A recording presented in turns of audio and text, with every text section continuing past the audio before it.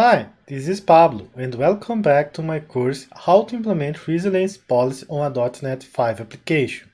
Now we will create the worker that will consume the message produced by the web API. Click with the right button on the Resilience Policy solution and click Add New Project. Select C# as a language and Web as a project type. Write worker on the search input. Select Work Service, hit Next. Type resiliencepolicy.worker on a project name, hit Next. Select Target Framework.NET 5, click Create. Now we have the Web API and the worker on the same solution. Let's go to adding the packages that we will. Open the Nugget Package Manager on the Worker project. For this, click with the right button on the Worker project and Manage Nugget Packages. On the Browse tab, find by Kafka, install the latest version of Confluent Kafka, and we will install the latest version of Poly. Select Poly, click Install. We need the Microsoft Extensions 8TTP, install the latest version, and we need the Microsoft Extensions 8TTP Poly. Accept the terms, and it's it. That is all packages that we will need. Let's get started declaring the dependencies that we need. For this, open the worker class and declare the HTTP client and the iConsumer. Add the using that we need for the HTTP client and using Confluent Kafka to the iConsumer. We need to receive these two dependencies on our constructor. For this, hit Ctrl- and add parameters to the worker constructor. Do the same for the consumer, add parameters to the constructor.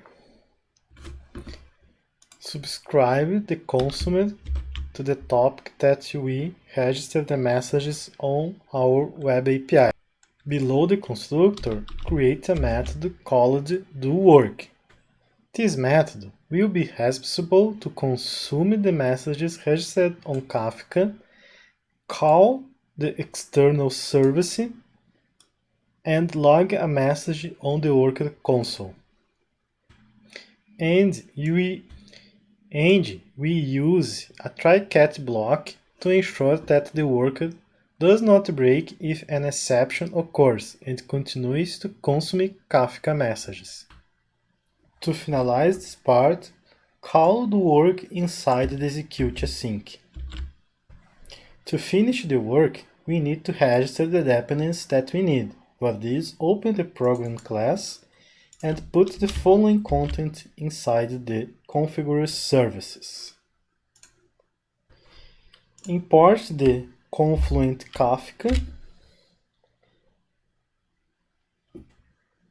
From line 22 to line 27, we register the iConsumer as a singleton and configure the server and the group ID for our consumer.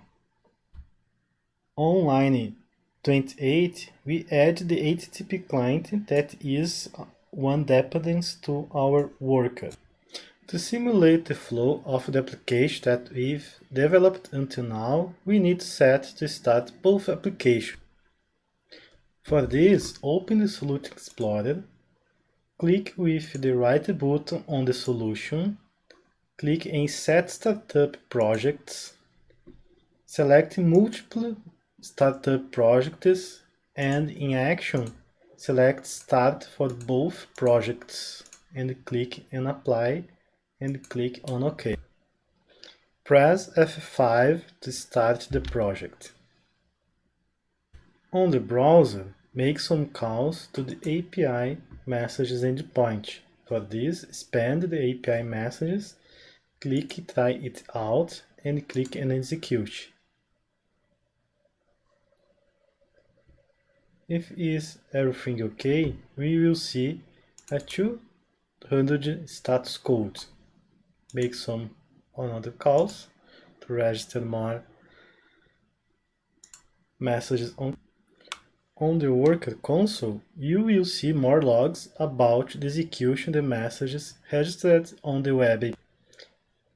Put the worker console and the browser side by side and click execute on the API messages, and we will see the logs on the worker console.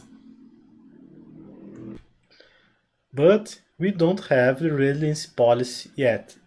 If we stop the Docker and make some calls to the endpoint, our work will process all messages and fail on the call to the external service. To simulate this, open the Docker dashboard and stop the wiremock container.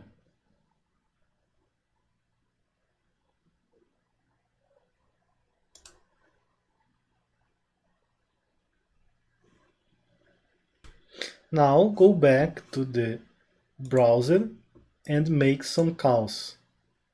And now we will see our worker fail because our external service is outage.